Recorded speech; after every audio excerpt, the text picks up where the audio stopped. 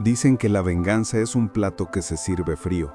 Yo aprendí que también se puede servir con una sonrisa, con paciencia y con la certeza absoluta de que quien te subestimó nunca verá venir lo que realmente merece. Durante 18 años fui la esposa silenciosa, la que siempre cedía, la que nunca reclamaba. Él creyó que mi silencio era debilidad. Se equivocó. Era estrategia. Esta es mi historia. La historia de cómo una mujer tranquila se convirtió en la peor pesadilla de quien la traicionó. Y créanme, valió cada segundo de espera. Hola mis queridos oyentes, ¿cómo están? Que tengamos un martes bendecido por Dios. Antes de hablar de nuestra historia de hoy, quiero saber, ¿ya estás suscrito a este canal? ¿Puedes ayudarnos a llegar a los primeros 100 suscriptores? Y hay más, quiero saber dónde escuchas esta historia. Cuéntanos aquí en los comentarios. Hoy vamos a conocer la historia de Graciela Torres de Tijuana, y te garantizo que te sorprenderás. Así que basta de dilación y vámonos. Me llamo Graciela Torres, tengo 45 años y llevo toda mi vida en Tijuana, en una colonia tranquila cerca de la zona Río donde el ritmo de la ciudad se siente pero no te ahoga. Durante 18 años fui exactamente lo que todos esperaban que fuera. Una buena esposa, una madre dedicada, una mujer que mantenía su hogar impecable y su matrimonio en orden. Al menos eso era lo que se veía desde afuera. Mi historia con Ricardo comenzó cuando yo tenía 25 años. Él era vendedor de autos, carismático, con esa labia que te hace creer que el mundo es tuyo si estás a su lado. Yo trabajaba como secretaria en un consultorio dental, soñando con algo más pero sin saber exactamente qué. Ricardo llegó a mi vida como un torbellino de promesas, una casa propia, hijos, estabilidad, y yo, ingenua o enamorada, le creí todo.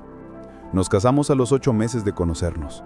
Fue una boda sencilla en el jardín de la casa de mis padres, con mariachis y una pequeña recepción que duró hasta el amanecer. Recuerdo a Ricardo ese día, guapísimo con su traje, diciéndome al oído, «Vamos a construir un imperio juntos, mi reina». Qué irónico que esas palabras resultaran ser la mayor mentira de mi vida. Los primeros años fueron buenos, no voy a mentir. Ricardo trabajaba duro en la agencia de autos. Yo dejé mi trabajo cuando nació nuestro primer hijo, Sebastián, porque Ricardo insistió en que los niños necesitaban a su madre en casa. 3 años después llegó nuestra hija, Camila, y yo me convertí en ama de casa de tiempo completo, organizando mi vida alrededor de las necesidades de todos menos de las mías. Ricardo comenzó a prosperar. Su carrera como vendedor despegó. Ganaba buenas comisiones, compramos una casa más grande, un carro nuevo. Desde afuera éramos la familia perfecta, pero por dentro yo empezaba a sentir que algo no cuadraba. Ricardo llegaba cada vez más tarde, sus explicaciones eran siempre las mismas. Clientes difíciles, reuniones que se alargaban, tráfico imposible. Y yo, como buena esposa, asentía y servía la cena recalentada sin hacer preguntas incómodas. ¿Saben cuál es el problema de ser la esposa que nunca reclama? Que el esposo empieza a creer que puede hacer lo que quiera sin consecuencias. Y eso fue exactamente lo que pasó con Ricardo. Poco a poco, sus ausencias se hicieron más frecuentes, sus explicaciones más vagas, sus mentiras más evidentes. Pero yo seguía callada, porque en mi familia me habían enseñado que una buena mujer sostiene su matrimonio sin importar qué. Hasta que una tarde de julio, hace 2 años, todo cambió. Sebastián, que ya tenía 15 años, necesitaba una identificación de Ricardo para un trámite escolar. «Mamá, ¿dónde está el acta de matrimonio de mis papás?» Fui al estudio de Ricardo a buscarla, algo que rara vez hacía porque él siempre decía que su oficina en casa era su espacio privado. Pero ese día él no estaba, y yo necesitaba ese documento. Abrí el cajón de su escritorio buscando la carpeta de documentos importantes, y ahí, entre papeles de la agencia, encontré algo que no esperaba. Un contrato de arrendamiento, un departamento en Playas de Tijuana, que yo desconocía por completo, a nombre de Ricardo, con pagos mensuales que salían de nuestra cuenta bancaria pero que yo nunca había visto reflejados en los estados de cuenta que él me mostraba. Mi corazón comenzó a latir con fuerza. ¿Un departamento secreto? ¿Para qué? Seguí buscando, con las manos temblorosas, y encontré más cosas. Facturas de restaurantes caros donde yo nunca había estado, recibos de joyería con fechas recientes, joyas que yo nunca había recibido. Y lo peor, fotografías. Fotografías de Ricardo con una mujer joven, muy joven, abrazados, besándose, sonriendo a la cámara como si fueran la pareja más feliz del mundo. No grité, no lloré. En ese momento, algo dentro de mí simplemente se enfrió, como si alguien hubiera apagado un interruptor. Me senté en la silla de su escritorio con esas fotos en las manos y por primera vez en 18 años, no pensé en cómo salvar mi matrimonio. Pensé en cómo destruir al hombre que me había traicionado de la forma más humillante posible. Tomé fotos de todo con mi celular. El contrato, las facturas, las fotografías, cada papel comprometedor que encontré. Luego volví a colocar todo exactamente como estaba. Ricardo no podía saber que yo sabía, no todavía, porque si algo había aprendido en todos esos años de ser la esposa invisible, era observar en silencio. Y ahora iba a usar ese silencio como mi arma más poderosa. Esa noche, cuando Ricardo llegaba a casa, lo recibí como siempre, con una sonrisa, con la cena lista, con la casa impecable. ¿Cómo te fue, amor? Bien, mi reina, un día pesado pero productivo. Mentira. Según las facturas que había encontrado, ese día estaba almorzando en un restaurante caro de playas. Pero yo solo sonreí y dije, qué bueno, amor, me alegro. Sebastián me miró extrañado. Él conocía a su madre lo suficiente para saber que algo había cambiado, pero no dijo nada. Y yo tampoco, porque había tomado una decisión. Iba a esperar, iba a observar, iba a recopilar cada prueba necesaria, y cuando finalmente actuara, iba a asegurarme de que Ricardo perdiera todo lo que más valoraba, su imagen, su dinero y su control sobre mí. Los días siguientes fueron los más difíciles de mi vida. Tuve que actuar como si nada hubiera pasado mientras por dentro me moría de dolor y rabia. Cada vez que Ricardo me besaba en la mejilla antes de salir, yo pensaba en esa mujer. Cada vez que me decía te amo, yo recordaba esas fotografías, pero me mantuve firme, porque sabía que si explotaba en ese momento, él tendría tiempo de esconder evidencia, de manipular la situación, de hacerme quedar como la loca celosa. Contraté a un investigador privado. Usé dinero de mi cuenta personal, la que había abierto años atrás cuando vendí unas joyas de mi abuela. Le di al investigador toda la información que tenía.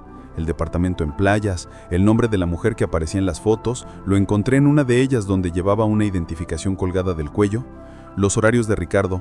Quiero saber todo, le dije, cuánto tiempo llevan, qué hace él ahí, si hay algo más que yo deba saber. El investigador era un hombre mayor, de esos que han visto de todo. Me miró con compasión, pero también con respeto. Señora Torres, si va a hacer esto, tiene que estar preparada para lo que pueda encontrar. A veces la verdad es peor de lo que imaginamos. Estoy preparada, mentí. Porque nadie está realmente preparado para confirmar que su vida entera ha sido una mentira. 2 semanas después, el investigador me entregó un sobre manila lleno de documentos y fotografías. Nos reunimos en un café lejos de mi colonia donde nadie me conocía. Abrí el sobre con manos temblorosas y lo que vi me quitó el aire. Ricardo no solo tenía un amante, llevaba 5 años con ella. 5 años. Y lo peor, ella tenía 26 años, casi 20 años menor que yo. Era mesera en uno de los restaurantes donde Ricardo hacía negocios. Pero eso no era todo. El investigador había descubierto algo más. Ricardo estaba desviando dinero de las ventas de la agencia, comisiones que debía reportar al dueño, pero que él se quedaba para financiar su doble vida. El departamento en playas, los regalos caros para su amante, todo pagado con dinero robado. Y había más, documentos que mostraban que había puesto propiedades y cuentas bancarias a nombre de ella, probablemente preparándose para dejarme sin nada cuando decidiera hacer oficial su relación. Señora Torres, me dijo el investigador, con esta información, usted puede hundirlo. Legalmente, él está cometiendo fraude, y en su divorcio, esto le daría a usted ventaja completa. Guardé todo en mi bolsa, pagué al investigador y me fui a casa. En el camino, lloré. Lloré por la mujer que fui, por los años perdidos, por la humillación. Pero cuando llegué a mi casa y me miré al espejo, ya no quedaban lágrimas, solo determinación. Esa noche, Ricardo llegó más temprano de lo usual. Mi reina, hoy cerré una venta grande. ¿Qué te parece si salimos a cenar para celebrar? Me miró con esa sonrisa que una vez me enamoró. Ahora solo me daba asco. Claro, amor, déjame arreglarme. Fuimos a un restaurante italiano que nos gustaba. Brindamos con vino. Él hablaba animadamente sobre la venta, sobre sus planes de expansión, y yo solo pensaba, disfruta mientras puedas, porque esto se acaba pronto. Pero no iba a apurarme. No iba a actuar impulsivamente. Necesitaba un plan perfecto. Así que durante las siguientes semanas seguí recopilando información. Abrí mi propia cuenta bancaria en un banco diferente. Contraté a un abogado especializado en divorcios, uno de los mejores de Tijuana, y le mostré toda la evidencia. Señora Torres, me dijo con una sonrisa, este caso es un regalo. Su esposo no solo la traicionó, también cometió delitos financieros. Podemos demandarlo civilmente y presentar cargos penales. Él no va a salir bien parado de esto. Mientras tanto, mantuve mi papel de esposa perfecta. Cocinaba sus comidas favoritas, mantenía la casa impecable, sonreía cuando llegaba. Incluso, y esto me costó más de lo que puedo expresar, mantuve la intimidad con él cuando la pedía, porque no podía levantar sospechas. No todavía. Sebastián notaba que algo estaba diferente. «Mamá, ¿estás bien?», me preguntó una tarde. «Estoy perfectamente, hijo», respondí. Y técnicamente no mentía, porque por primera vez en años tenía el control de mi vida. Decidí que el momento perfecto para actuar sería en su cumpleaños. Ricardo cumpliría 48 años en 2 meses. Siempre hacíamos una fiesta grande. Invitábamos a sus compañeros de trabajo, a su jefe, a nuestra familia, a nuestros amigos. Era su día favorito del año, donde él podía pavonearse frente a todos mostrando su vida perfecta. Qué irónico que ese fuera el día que elegiría para destrozar esa imagen. Los 2 meses hasta su cumpleaños fueron una actuación digna de un Oscar. Organicé la fiesta con esmero, reservé el salón de eventos, contraté el servicio de banquete, hice las invitaciones personalmente. Ricardo estaba eufórico. «Mi reina, te luciste. Esta va a ser la mejor fiesta». «Solo lo mejor para ti, amor», respondí con una sonrisa que ya no sentía. Pero detrás de esa organización perfecta, yo estaba moviendo otras piezas. Mi abogado ya tenía lista la demanda de divorcio con todos los cargos: adulterio, fraude patrimonial, desfalco. También había contactado al dueño de la agencia donde Ricardo trabajaba, informándole anónimamente sobre las irregularidades financieras. Y había preparado copias de toda la evidencia para entregárselas a las personas correctas en el momento correcto. La noche de la fiesta llegó. El salón estaba hermoso, decorado con globos y luces. Había una mesa llena de comida, un pastel de 3 pisos y música en vivo. Los invitados comenzaron a llegar. Sus compañeros de trabajo, su jefe, nuestra familia, nuestros amigos. Todos felicitando a Ricardo, brindando por él, celebrando al hombre exitoso que creían conocer. Ricardo me abrazó frente a todos. «Gracias, mi reina. No sé qué haría sin ti». «Pronto lo sabrás», pensé, pero solo sonreí y le di un beso en la mejilla. La fiesta avanzaba perfectamente. La gente bailaba, reía, disfrutaba. A las 10 de la noche, cuando todos estaban reunidos, pedí que apagaran la música. «Quiero hacer un brindis especial por mi esposo». Todos se reunieron alrededor con sus copas. Ricardo me miraba con esa expresión de orgullo, creyendo que iba a dar un discurso emotivo sobre nuestro amor eterno. «Ricardo, hoy celebramos tus 48 años. 18 de ellos los hemos pasado juntos. Construimos una familia, una vida, un hogar, o al menos eso es lo que yo creía». La expresión de Ricardo comenzó a cambiar. «Graciela, ¿qué estás haciendo?», susurró. Pero yo continué con voz firme. «Resulta que durante los últimos 5 años, mientras yo cuidaba de nuestros hijos y nuestro hogar, tú tenías otra vida, otro departamento, otra mujer. ¿Te suena familiar?». El silencio en el salón era absoluto. Todos miraban entre Ricardo y yo sin entender qué estaba pasando. «Graciela, estás loca. No sé de qué hablas». Ricardo intentó reír, hacer parecer que yo estaba teniendo alguna crisis, pero yo saqué mi teléfono y proyecté en la pantalla grande que habíamos instalado para las fotos de la fiesta una presentación que había preparado. Fotografías de Ricardo con su amante, el contrato del departamento, facturas de restaurantes y joyerías, todo con fechas claramente visibles. ¿Todavía no sabes de qué hablo?, mientras las imágenes seguían pasando. El rostro de Ricardo se puso blanco como papel. Su jefe, que estaba entre los invitados, se acercó mirando las imágenes con atención, especialmente una factura de un restaurante donde Ricardo había firmado con la tarjeta corporativa de la agencia. «Ricardo, ¿eso es una tarjeta de la empresa?», preguntó su jefe con voz gélida. «Pero esperen, ¿por qué hay más? No solo me traicionó con otra mujer, también robó dinero de su trabajo para mantenerla. Desvió comisiones, usó recursos de la empresa para fines personales. Todo está documentado. Proyecté los estados de cuenta que el investigador había conseguido, donde se veían claramente las irregularidades.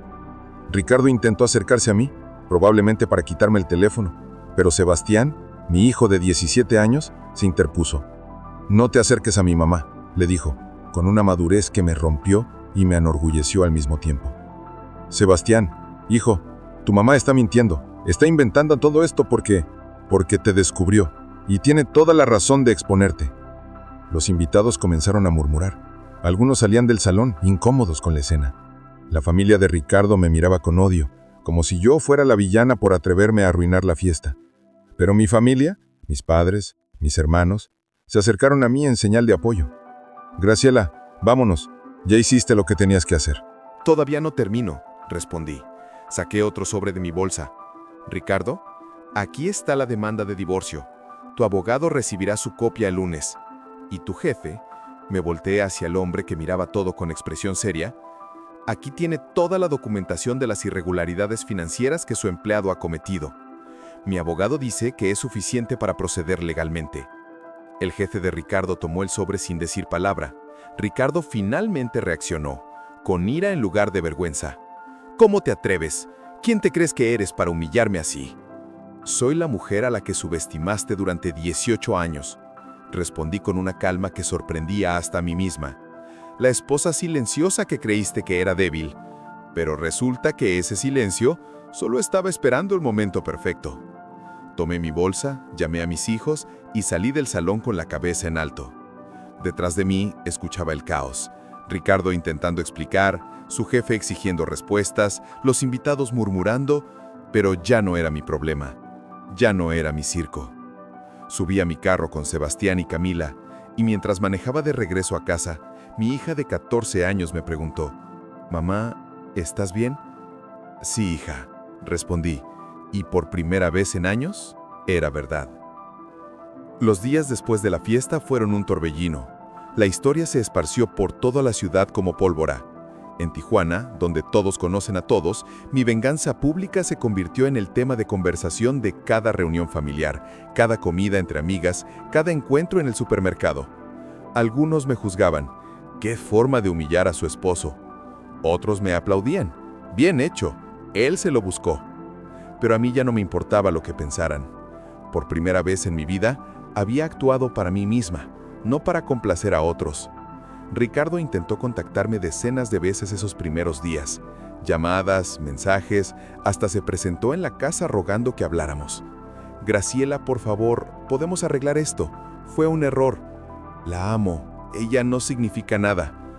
5 años no son un error, Ricardo, le respondí desde detrás de la puerta cerrada. No iba a dejar que entrara. Esa ya no era su casa. Y no podemos arreglar nada. Mi abogado se comunicará con el tuyo. «¿Y qué hay de los niños?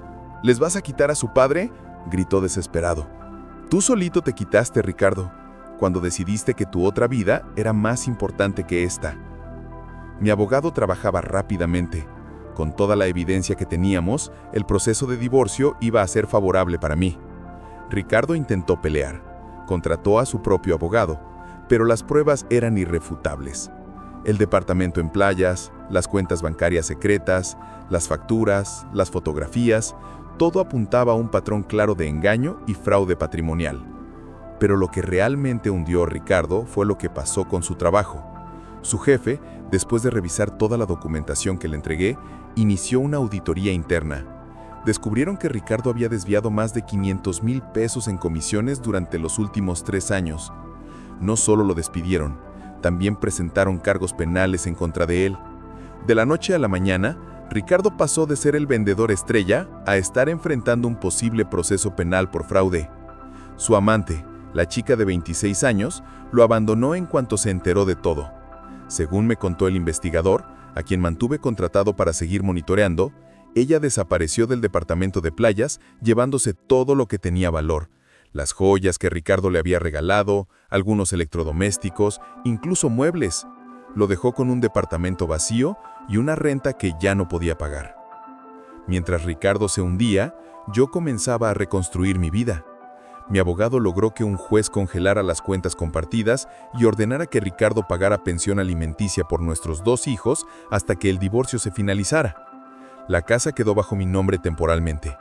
Y yo, Por primera vez en 18 años, tenía control total sobre mi vida y mis decisiones. Mis hijos procesaban todo de maneras diferentes. Sebastián estaba furioso con su padre. No puedo creer que nos haya hecho esto, a ti, a nosotros, a la familia. Camila, siendo más joven, estaba más confundida. ¿Papá ya no nos quiere?, me preguntaba con lágrimas en los ojos. Tu papá los ama, hija, le respondía aunque me costara.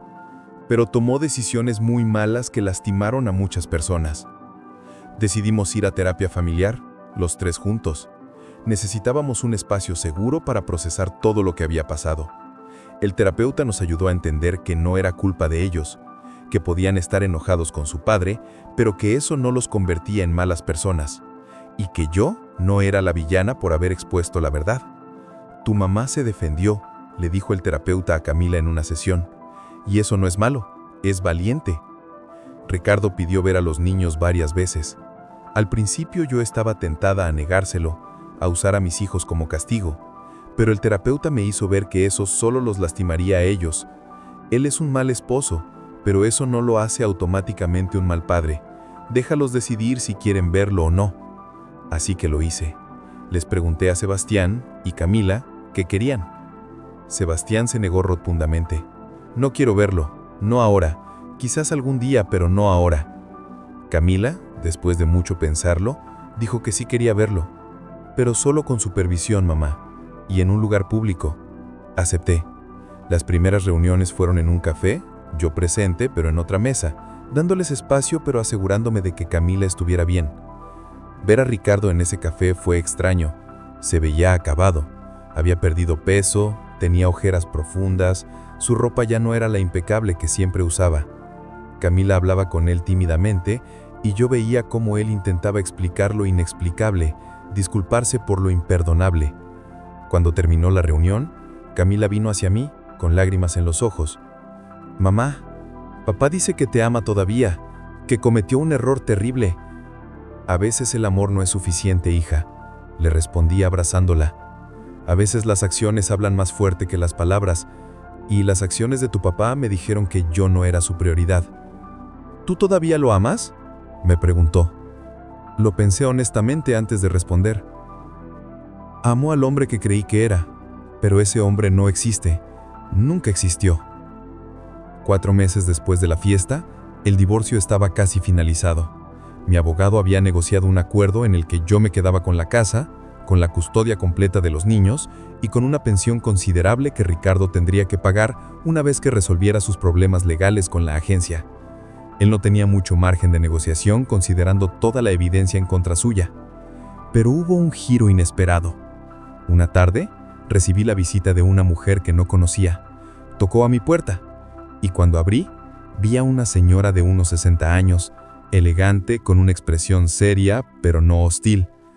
Señora Torres, soy Magdalena, la madre de Ricardo. ¿Podemos hablar? Mi primera reacción fue cerrarle la puerta en la cara. Durante estos meses la familia de Ricardo me había tratado como si yo fuera la villana. Su madre había llegado incluso a llamarme por teléfono para decirme que era una mujer vengativa que destruyó a su hijo por un simple error. Pero algo en su expresión me hizo dudar. ¿Qué quiere? Solo 5 minutos de tu tiempo. Por favor. La dejé pasar, no porque le debiera nada, sino porque la curiosidad pudo más. Nos sentamos en la sala, con una distancia prudente entre nosotras. Vine a pedirte perdón, comenzó ella, y esas palabras me sorprendieron. Cuando todo salió a la luz, yo reaccioné como madre protectora, defendí a mi hijo sin siquiera preguntarle si era verdad. Pero después, cuando empezó el proceso legal y las pruebas eran irrefutables, tuve que aceptar la realidad. ¿Y cuál es esa realidad?, pregunté con cautela. Que mi hijo te traicionó de la forma más cruel posible, que te mintió durante años, y que cuando lo descubriste, tú hiciste lo que cualquier persona con dignidad haría. Te defendiste. Magdalena se limpió las lágrimas. Ricardo está destruido. Ha perdido su trabajo, su reputación, su familia. y sé que es culpa suya. Pero como madre me duele verlo así. Señora Magdalena, le dije con toda la calma que pude, entiendo que es su hijo y que le duele verlo sufrir.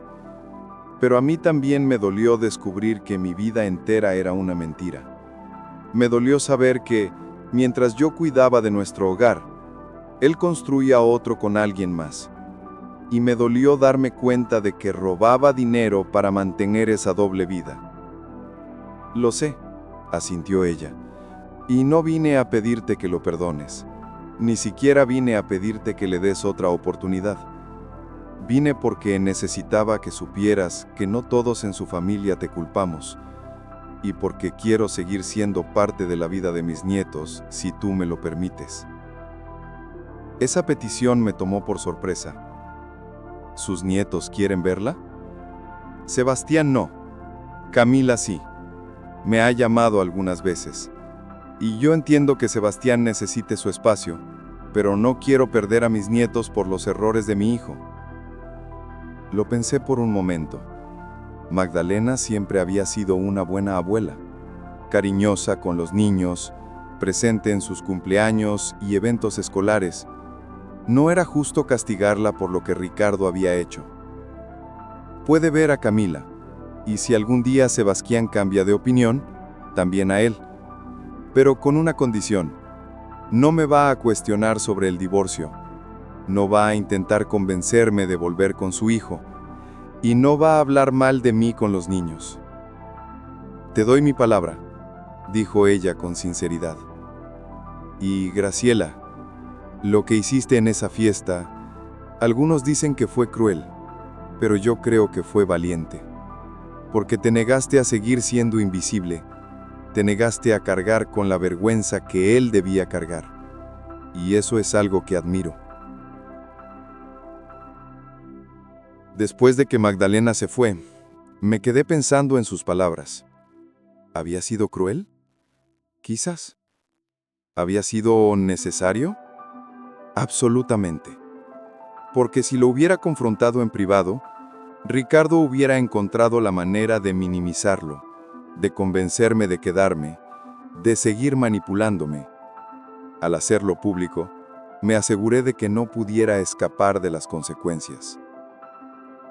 El divorcio se finalizó en diciembre, justo antes de Navidad. Fue un regalo extraño pero liberador. Cuando el juez firmó los documentos finales, sentí como si me quitaran cadenas invisibles que había cargado durante años.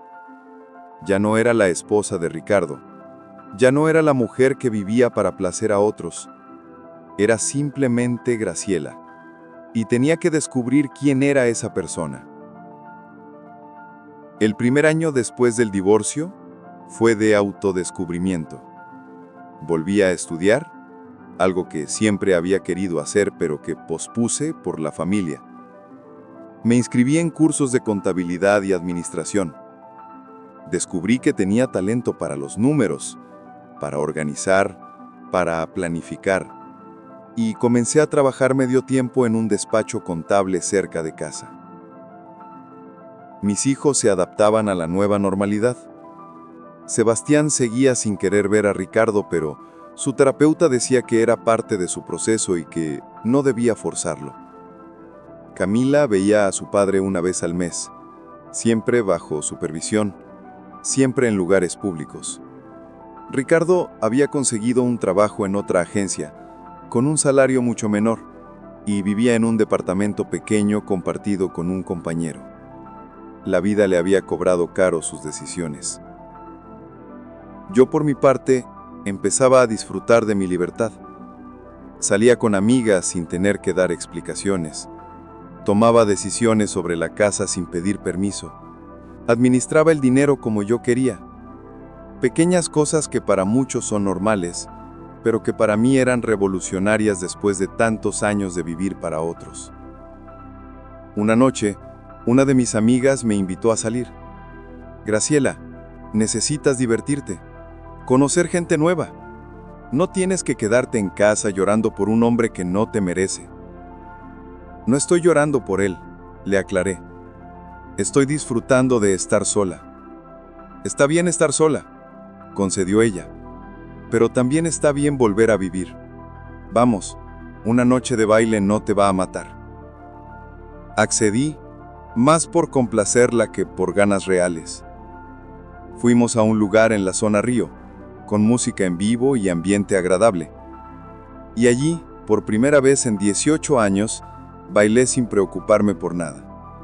Sin pensar si Ricardo aprobaría mi vestido, si estaría celoso de con quién hablaba, si pensaría que estaba haciendo un ridículo. Bailé porque quería, y fue liberador. Un hombre se acercó a invitarme a bailar. Era mayor que yo, de unos 50 años, con esa seguridad tranquila que da la experiencia. ¿Me concede esta pieza? Dudé por un momento, pero finalmente acepté.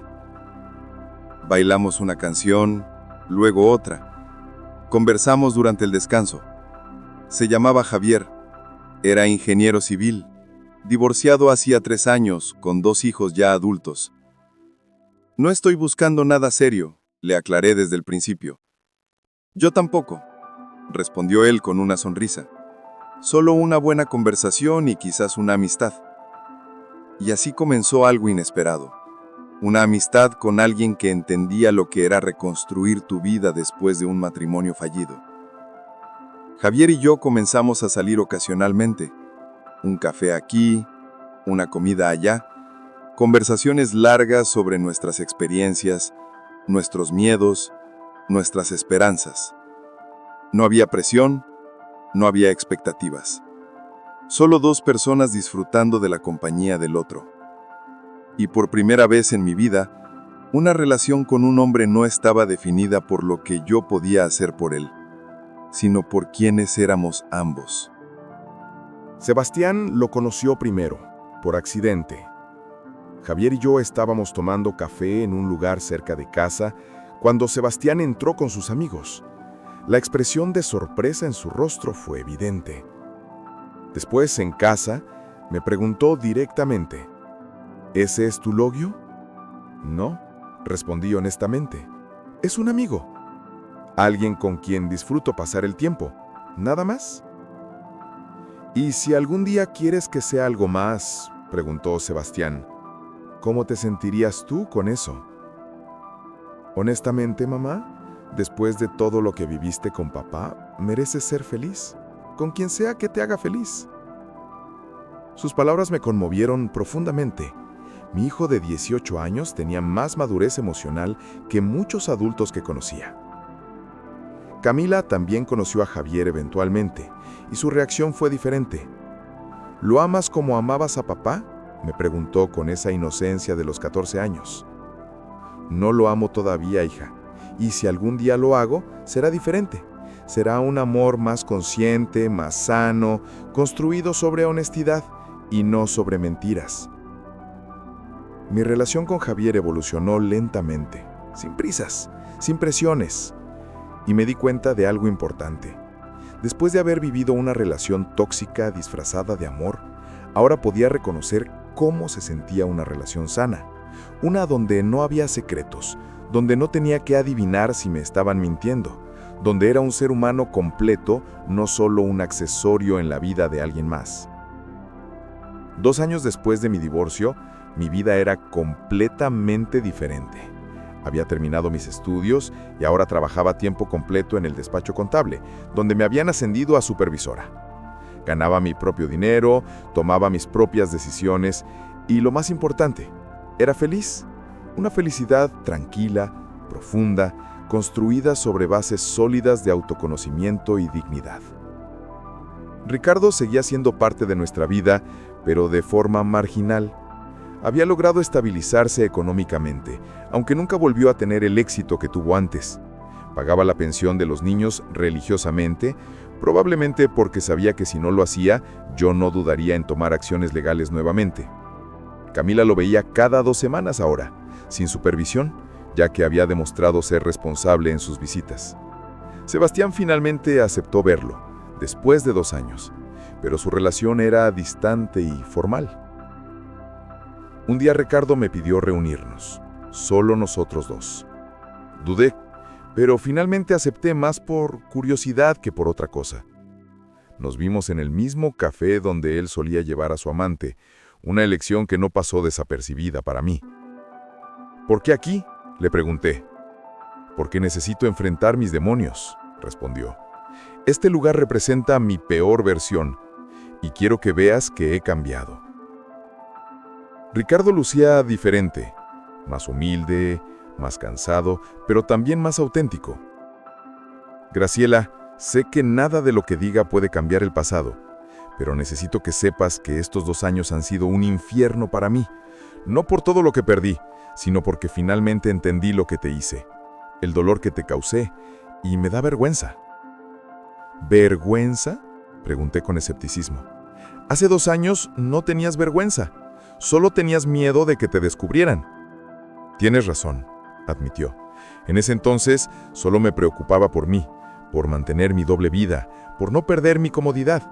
Pero cuando todo se vino abajo y me quedé solo de verdad, tuve que enfrentarme a quien realmente era y no me gustó lo que vi». Me contó que había estado yendo a terapia, trabajando en sus problemas de autoestima que lo habían llevado a buscar validación externa en lugar de construir algo real. El terapeuta me hizo ver que yo no valoraba lo que tenía porque nunca sentí que lo merecía, y en lugar de trabajar en mí mismo, busqué llenar ese vacío con otra persona. Pero el vacío seguía ahí.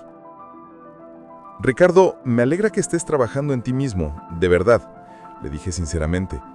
«Pero eso no cambia lo que pasó, no borra el dolor, no devuelve los años perdidos».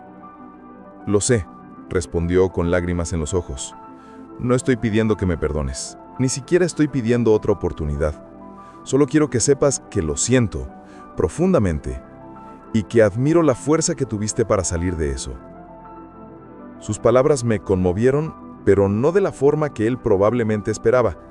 No sentí deseos de volver, no sentí que debía darle otra oportunidad. Solo sentí paz, porque finalmente él estaba asumiendo responsabilidad por sus acciones, y eso cerraba el ciclo. «Te perdono, Ricardo, no por ti, sino por mí, porque cargar con resentimiento solo me lastima a mí, pero perdonar no significa olvidar, ni significa que volvamos a ser lo que fuimos». «Entiendo», dijo él. «¿Crees que algún día podamos ser amigos? Por los niños. Quizás algún día podamos ser cordiales, respetuosos. Pero amigos, eso requiere confianza, y tú destruiste la mía de una forma que no se puede reparar completamente». Cuando salí de ese café, me sentí más ligera, como si finalmente hubiera soltado un peso que no sabía que todavía cargaba. El perdón no fue para él, fue para mí, para liberarme completamente de cualquier cadena emocional que todavía nos conectara. Javier me estaba esperando en el carro. Le había contado sobre la reunión y había insistido en acompañarme, aunque se quedara fuera. «¿Cómo te fue?». «Bien», respondí sonriendo, «mejor de lo que esperaba». Esa noche en casa escribí en mi diario algo que nunca había podido articular antes. La venganza no fue humillar a Ricardo en público. Eso fue solo justicia. La verdadera venganza fue reconstruirme hasta el punto donde él ya no tiene poder sobre mí, donde puedo escucharlo disculparse y sentir paz en lugar de dolor, donde su presencia no me afecta porque yo soy completa sin él. Hoy, 3 años después de aquella fiesta que cambió mi vida, puedo decir con total honestidad que soy una persona completamente diferente. No porque haya cambiado quien soy en esencia, sino porque finalmente me permití ser quien siempre fui sin las cadenas de las expectativas ajenas. Mi relación con Javier se formalizó hace 1 año. No vivimos juntos, no tenemos prisa, pero es una relación construida sobre respeto mutuo, comunicación honesta y amor genuino. Mis hijos lo adoran. Sebastián le dice: «Es el primer hombre que trata a mi mamá como se merece». Camila simplemente dice: «Me gusta verte feliz, mamá». Mi negocio de contabilidad prosperó tanto que abrí mi propia oficina hace 6 meses. Tengo 3 empleados y una cartera de clientes que sigue creciendo. Cada día que llego a mi oficina veo mi nombre en la puerta y siento orgullo. Orgullo de lo que construí por mí misma, con mi esfuerzo, sin depender de nadie. Sebastián está en la universidad estudiando Derecho. Dice que quiere ser abogado de familia, ayudar a mujeres que pasan por situaciones como la que yo pasé. Camila está en la preparatoria, brillante y segura de sí misma con planes de estudiar administración de empresas. Ambos son el resultado de lo mejor que Ricardo y yo hicimos juntos, a pesar de todo lo malo. Ricardo encontró su propio camino. Conoció a alguien, una mujer de su edad, divorciada también, con quien construye una relación aparentemente sana. Los niños la han conocido y dicen que es amable. Me alegro por él, genuinamente, porque su felicidad no amenaza la mía. Somos capítulos cerrados en las vidas del uno del otro. La familia de Ricardo y yo mantenemos una relación cordial por los niños. Magdalena, su madre, se convirtió en una aliada inesperada. Me apoya en la crianza, respeta mis decisiones y nunca ha intentado intervenir inapropiadamente. Me enseñó que podemos elegir quién es nuestra familia más allá de la sangre o los apellidos. Lo más importante que aprendí en todo este proceso es que la venganza más perfecta no es destruir a quien te lastimó, es reconstruirte hasta el punto donde ellos se vuelven irrelevantes en tu historia. Ricardo me traicionó, sí, me mintió durante años, me robó tiempo, confianza, dinero, pero al final lo que él me quitó no se compara con lo que yo me recuperé, mi dignidad, mi voz, mi poder. Si pudiera hablarle a la Graciela de hace 5 años, esa mujer que acababa de descubrir las fotos en el escritorio de su esposo, le diría esto: sé que sientes que tu mundo se está derrumbando, que el dolor es insoportable, que no sabes cómo vas a sobrevivir esto, pero te prometo que vas a salir de esto más fuerte de lo que jamás imaginaste. No va a ser fácil, va a doler, vas a llorar noches enteras, pero del otro lado de ese dolor hay una versión de ti misma que te va a sorprender. Una mujer que no necesita la aprobación de nadie, que no tiene miedo de estar sola porque finalmente aprendió a disfrutar de su propia compañía. Una mujer que eligió la dignidad sobre guardar las apariencias.